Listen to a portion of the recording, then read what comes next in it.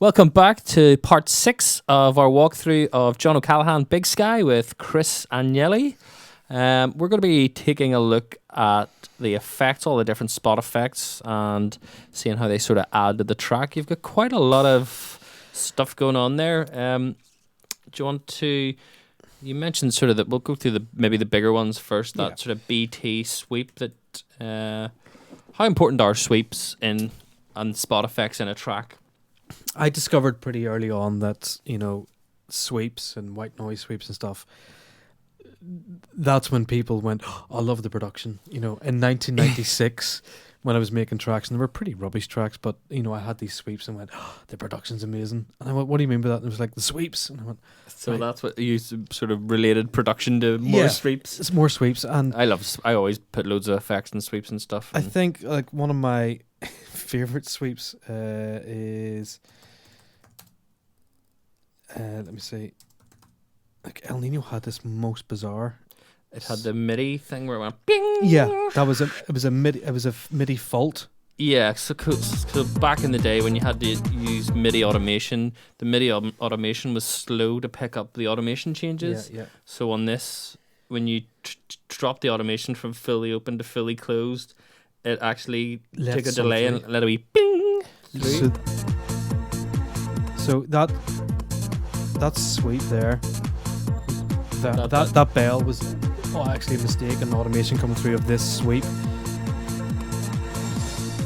And everybody went, oh, the production. And that was this sort of, that noise was like, it was called, I think it was on the JP 2080, it was called Nightshade, and it sounded like an axe being ground on a grinding wheel. It was a horrible noise, but it was the sweep. And then a reverse, again, back to that BBE thing. It had the orchestra hit. This is me trying to replicate BBE orchestra hit if you hear at the end of the sweep.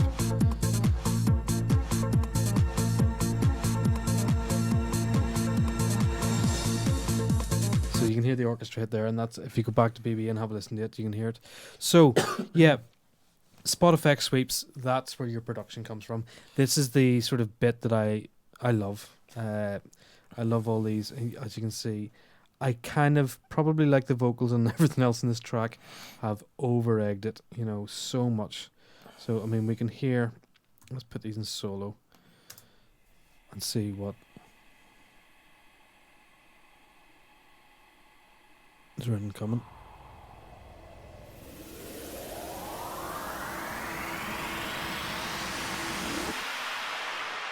So, it's all...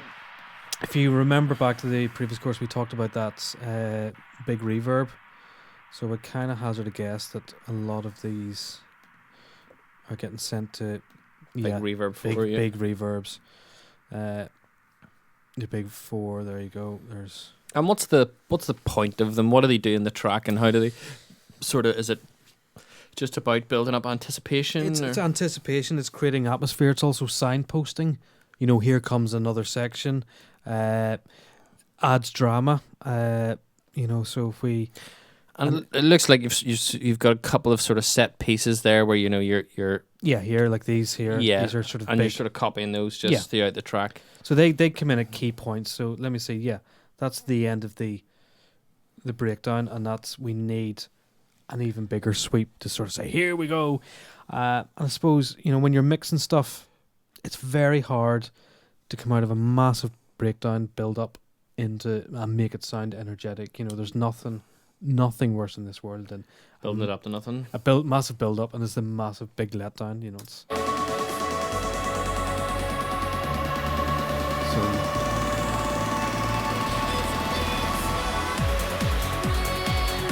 I suppose in the context of the track, they're not that loud that you're necessarily overly aware of them.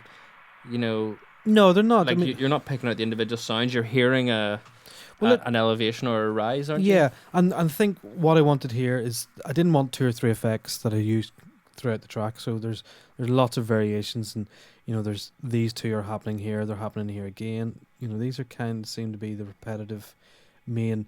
What I don't have in the track is a crash. Right. So these probably are taking the place of the crash. Yeah. So that sounds like the same one that's on Professional Widow. I think it's Yeah, that's 15. yeah. We could it's probably something similar to that. Yeah. Ow! It's almost like that. Ow. Yeah. Yeah. Let's have a look at this. So again, these are from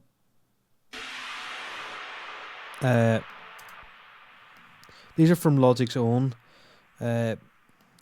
audio content plus Vengeance and plus sweeps.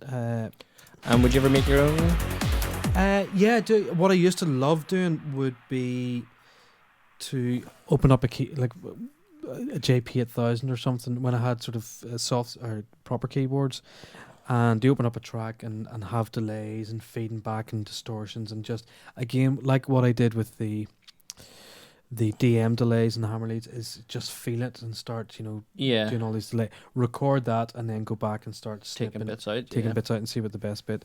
And I suppose my big signature sweep sound is here, and John insisted that this appeared, and it's called BT Sweep.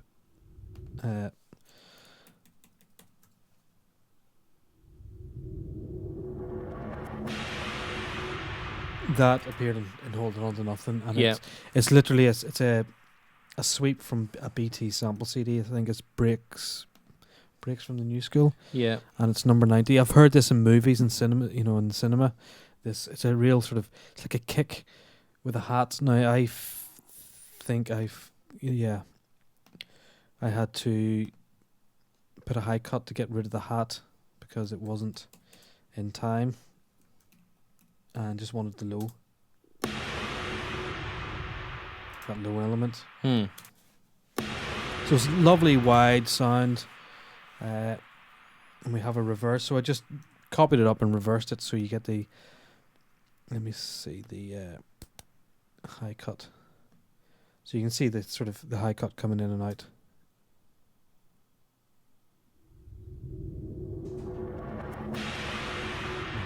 And that's it. And cool. It really gives it that signature Agnelli Nelson. People used to pay money for that,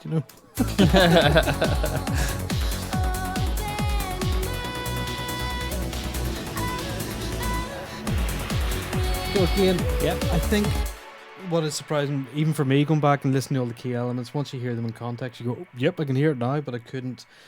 There's nothing standing out really. Yeah, it's all sort of blended well, Yeah. and it's creating a feeling as opposed to necessarily, So there you can see banging all you over the the head. sort of automations at the top end, a bit of volume lift, at strategic places that, the build up. We lift that atmosphere again there. You can see some of them. So yeah, there's a bit of a lift and a sweep and a delay probably going on there. So again, it's almost, when come back to the old mixing desk days, people would have rid faders to, for atmosphere. You'd have a couple of people across the desk and it was a performance. Just have a couple of people across the desk writing.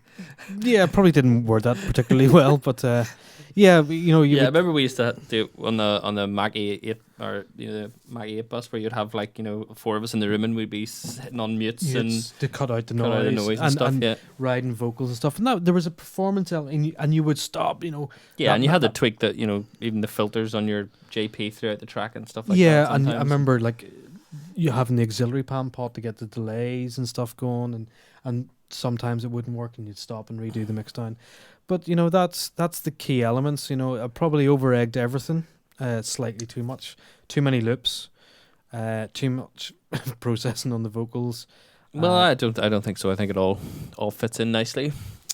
So Makes up a real nice remix. Well, thank you very much for showing us the in-depth walkthrough of the track. If you have any questions for Chris, give us a shout on the forums. I'm sure he'd be happy to answer them. Absolutely, would love to answer any questions you have about anything within this.